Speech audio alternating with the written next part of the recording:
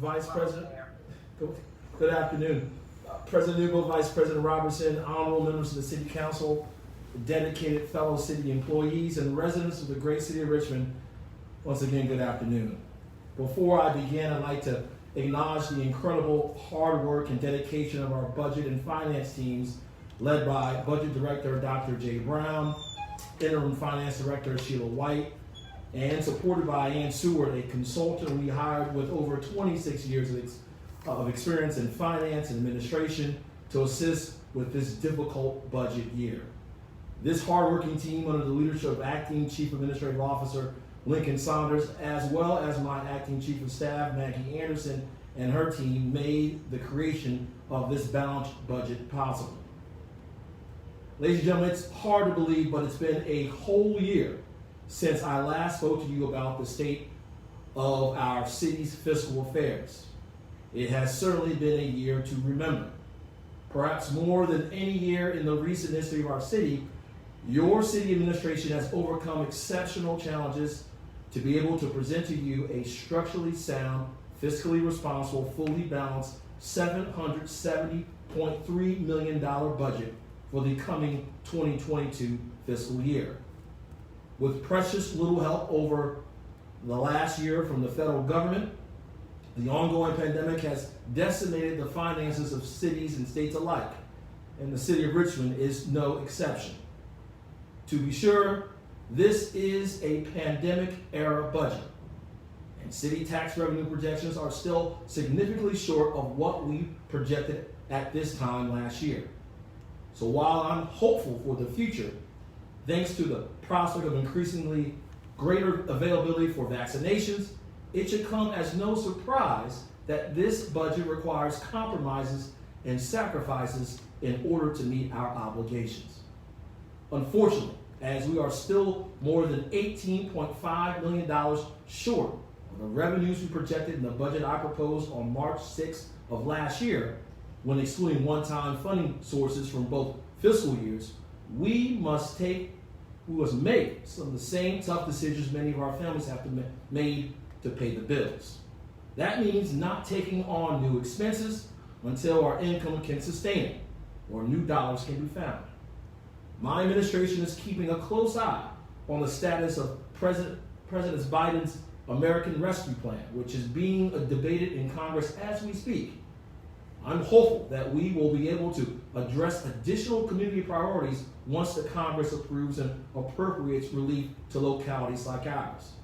In addition to direct payments to families, expanded unemployment benefits, and vaccine deployment that can launch our recovery. The difficult decisions we had to make this year reflect the extraordinarily challenging economic times we're in, and which we are projected to experience over at least the next fiscal year. So I'm proud to say, while this budget is limited in its ability to provide for new programming, it does protect the work we've started to make. It does protect the work we started to make our city more equitable. Likewise, facing the need to do more with significantly less challenge us to look even more closely at how we can allocate the limited resources we have to produce better results for our residents. My administration has made significant strides in restoring the city to solid financial footing over the last 4 years, from saving tens of millions of dollars through improved credit ratings and bond refinancing to getting our financial reporting in order. But the times call for us to do even better, and I believe this proposed budget and the best practices that inform it succeeds on that front as well. Now, Dr. Brown and ACAL Saunders and their teams will be walking you through much of the details in the weeks to come. But today I will provide an overview of this year's plan and how it fits into our long-range vision of building One Richmond. So first things first, here is where we stand financially. While we anticipate help from an increase in assessed values and payments in lieu of taxes from our public utility and the utilization of certain one-time funds, our projections show that we won't return to baseline pre-pandemic revenue generation until at least fiscal year 2023. This is due in part to sharp declines in our consumer-driven revenues, notably meals, lodging, and admission taxes. On the other side of the ledger, remember we also have fixed increasing costs that don't go away, even during a pandemic. This year, those costs include the city's debt service, health insurance, retirement contributions, and increases in the cost of our public utility to provide water, stormwater, sewer service, and natural gas. As currently proposed, the average residential customer would see about a 3% increase to their monthly bill. It's approximately $5.27 a month. This includes a 36-cent average monthly increase in our stormwater rate, which will fund more than $3 million in remediation to address flooding in key areas, particularly in Southside. Unlike the federal government, we can't print money, and we're not allowed to run a deficit. We have to balance our budget every year. These rate increases are necessary to provide the top-notch utility services our residents expect and deserve. But I also understand that these are difficult times and many of our residents have lost jobs and income due to this pandemic. Working with our government, nonprofit, and philanthropic partners, we have worked to provide tax amnesty programs, utility payment support and shut-off protections, rent and mortgage support, eviction moratoriums, free childcare, direct payments to families, and millions in grants to small businesses. I know how hard this last year has been. I know some of you have lost businesses, some of you have lost jobs, and some of you have lost homes. I know personally what it is like to look at the family checking account and not have the funds to cover the check you have to write for groceries, for the rent, for the heat, or for the school supplies for your children. So, we remain committed to doing everything we can to provide support and compassion during these most difficult times. That is why this budget proposal contains no increases in real estate, personal property, or other general taxes. Now is also not the time to cut the core programs and services we know our residents depend upon. So while this budget reflects the belt tightening that is demanded by the times, it also reflects the investment that is demanded by the times by maintaining allocations from FY21 adopted levels in key areas. First, in transportation, we are maintaining $8 million for the Greater Richmond Transit Corporation, whose operations are now also supplemented by revenue generated by the Central Virginia Transportation Authority, for which I chair the Finance Committee. I want to thank Julie Tim and the GRTC Board for their leadership during these difficult times. They have not only maintained service levels and frequencies across the system, but have managed their budget to provide fare free services since the start of the pandemic.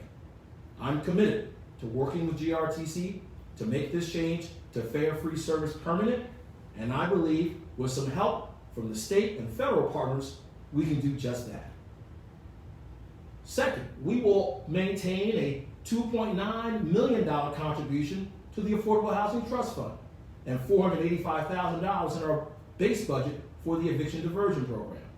Both the Affordable Housing Trust Fund and the Eviction Diversion Program have been critical programs throughout the pandemic.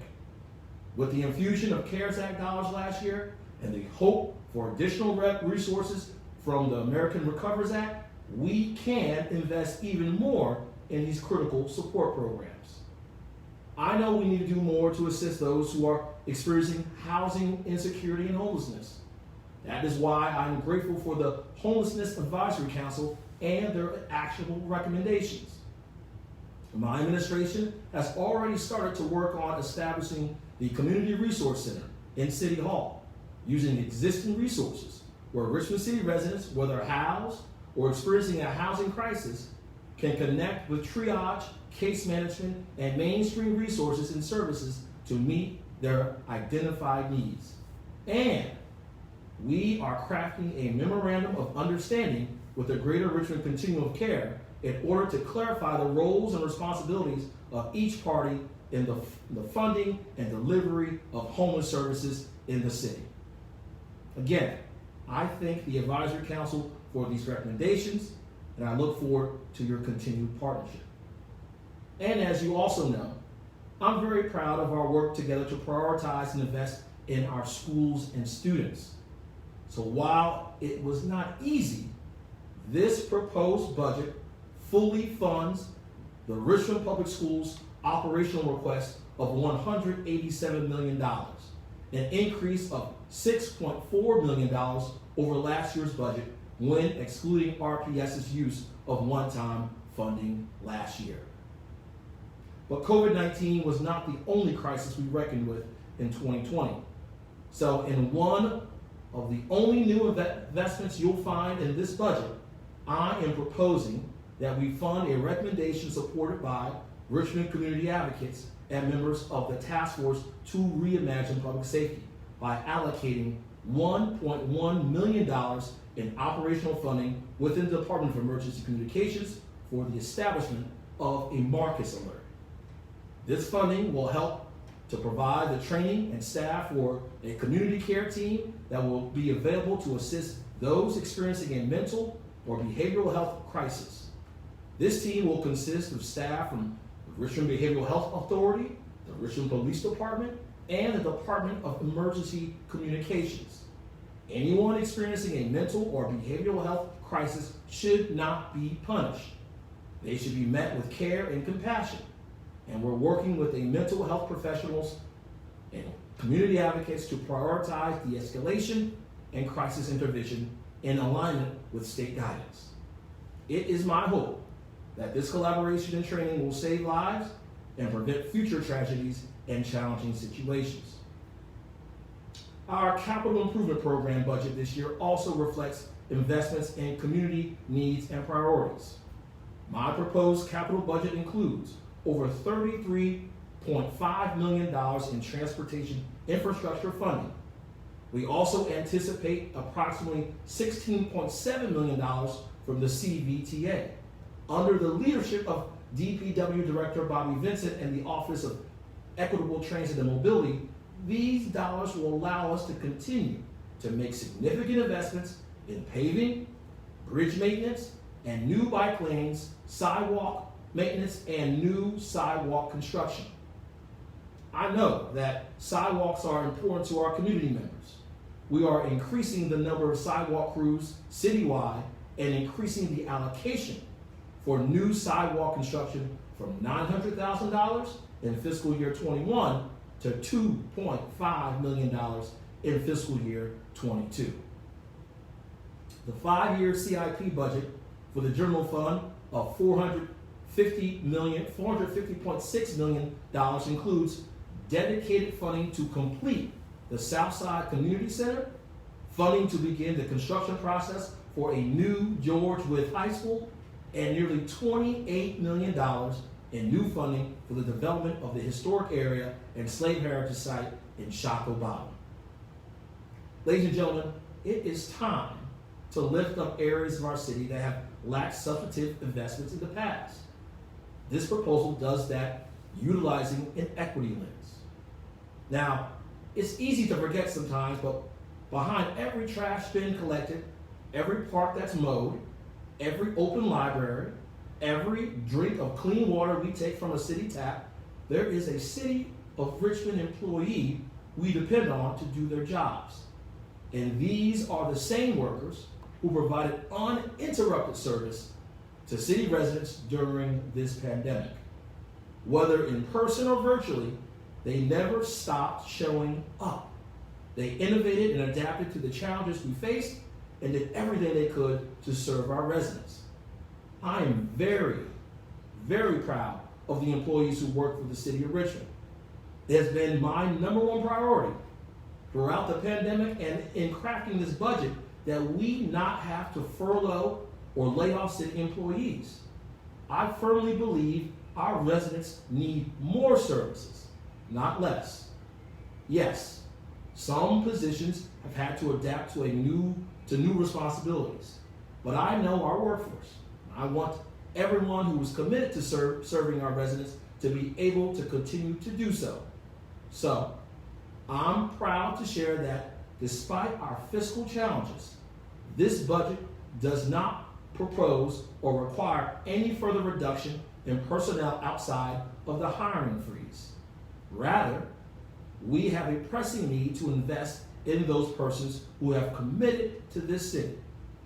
Among the City of Richmond workforce, approximately 65% are persons of color.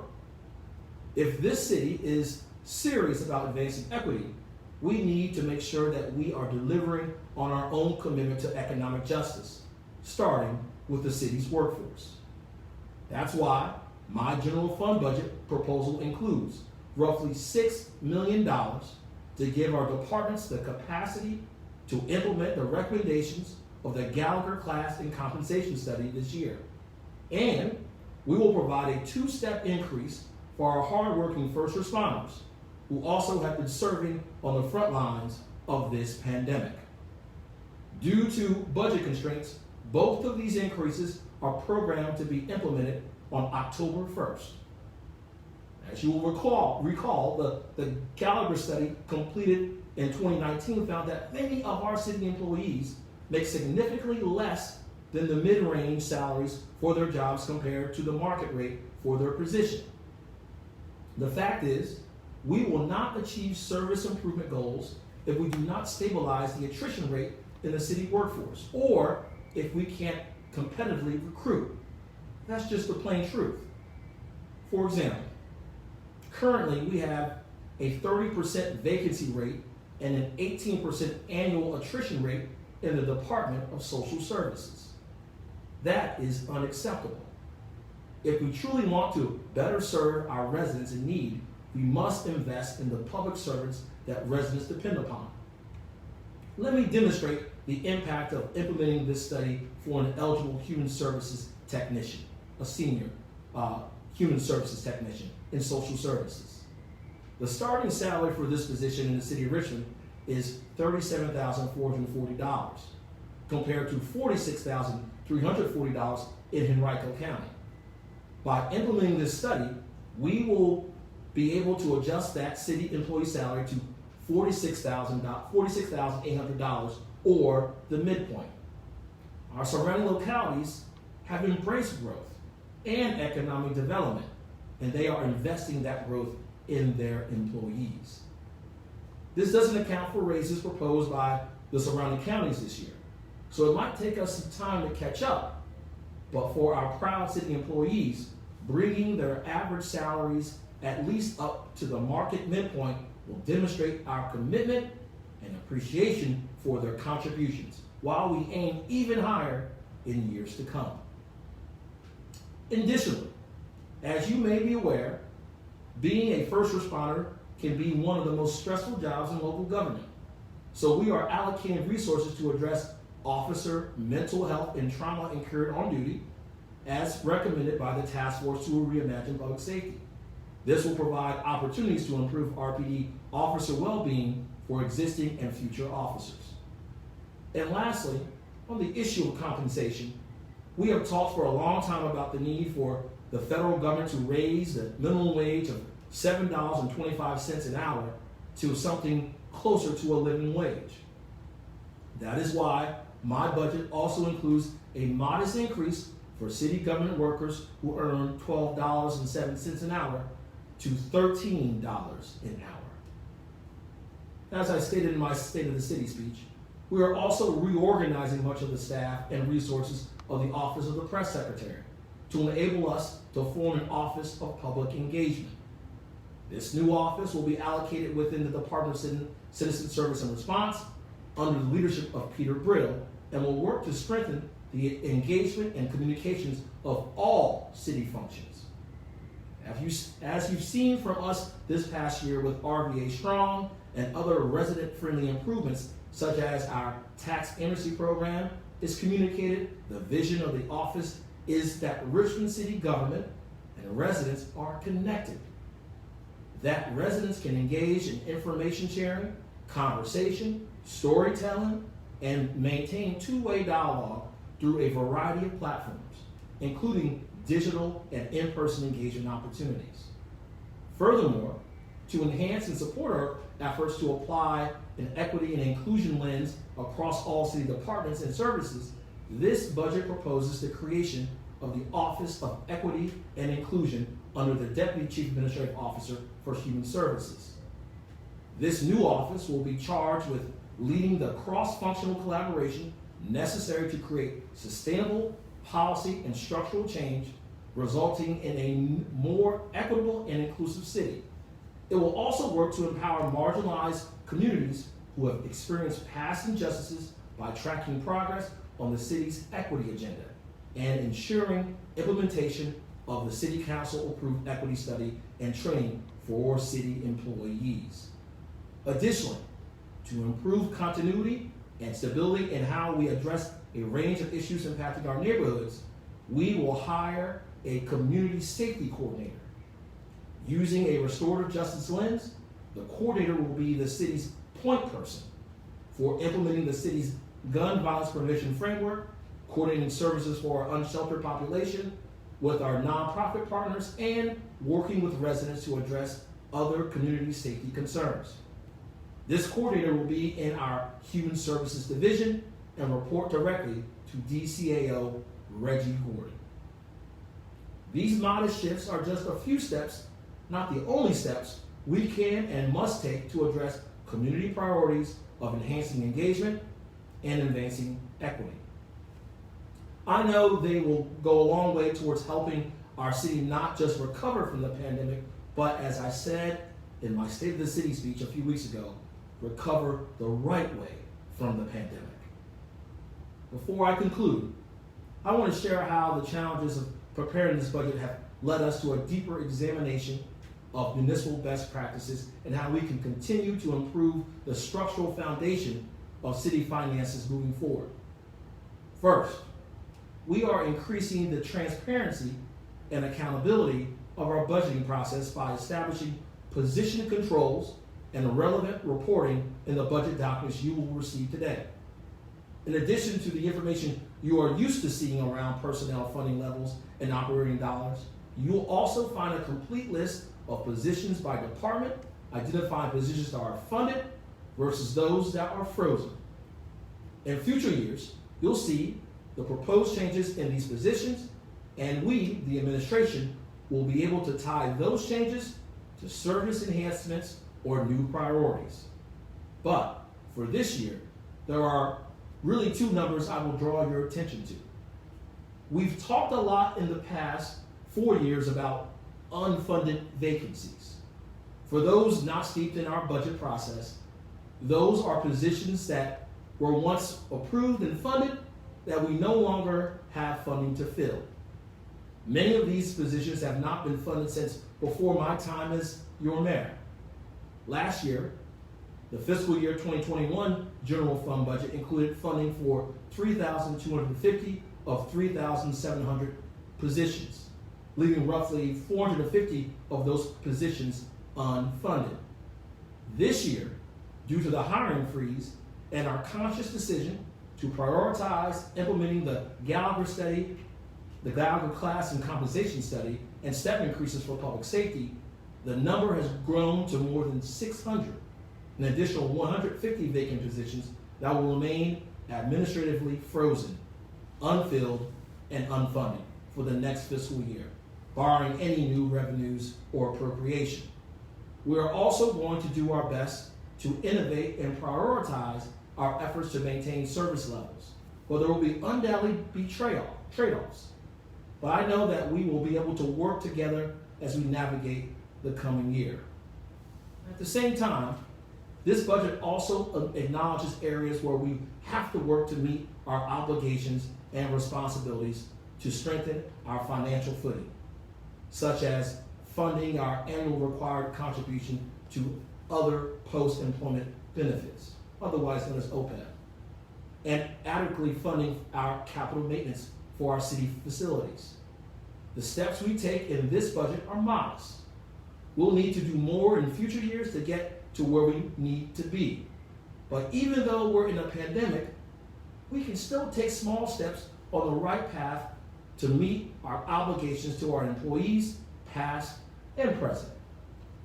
I want to thank the Auditor, Lou Lassiter, and our Deputy Chief Administrative Officer of Operations, Bob Stidell, as well as our budget and finance staffs for identifying these critical needs and laying out a path to addressing them. Madam President, members of council, and my fellow Richmonders, we are now a year into the COVID-19 pandemic. And while we are on the way to defeating this virus, we know that the economic impact will continue to be felt by individuals, by families, and by the city for years to come. We have looked for savings everywhere we can to meet our obligations and help fund our priorities. We have made tough decisions. Now more than ever, we need to be resilient as a people, resourceful in how we govern and embrace opportunities to grow. And just months into this new year, we already see signs of a new dawn in our city that will help move us forward. After months of no aid from the federal government, state and local governments like ours remain hopeful of assistance if Congress can act and pass President Biden's relief package. While we cannot count on money we don't have in fiscal year 2022, if it comes, we will certainly know how to put it to good use. Madam President, brighter days are ahead. 6 operators are currently vying to build a resort casino in our city. And with council's unanimous approval Monday, we look forward to development of the city's old public safety building into a generating property that will serve our community. As I said a few weeks ago, we are driving out the darkness to usher the dawn. In this fiscally responsible balanced budget, we have protected core city services and the workers who provide them, maintain investments in education, housing, transportation, and public safety that support our residents and shore up our safety net, and we have put fiscally responsible policies in place to maintain financial stability and government efficiency for years to come. But whether times are lean or prosperous, I want you to know that I will continue to be bold and embrace the challenges before us. We will take the actions required to remove barriers to opportunity to ensure our city can unite and recover the right way. This pandemic has devastated our communities and our economy, but I know it cannot keep this city down. I would like to thank the members of the Task Force to Reimagine Public Safety, the Homelessness Advisory Council, the Gun Violence Prevention Framework Steering Committee, and the Eviction Task Force for informing various parts of this budget. I look forward to continuing to collaborate on community priorities like eviction and gun violence prevention as additional federal dollars come to our city. Ladies and gentlemen, members of City Council, let's advance this budget and greet the dawn together. Thank you, Madam President, and the honorable members of the City Council for your time this afternoon. I appreciate everything you've done and will continue to do, working with us to build one Richmond. Have a good day. Thank you, Mayor Stoney.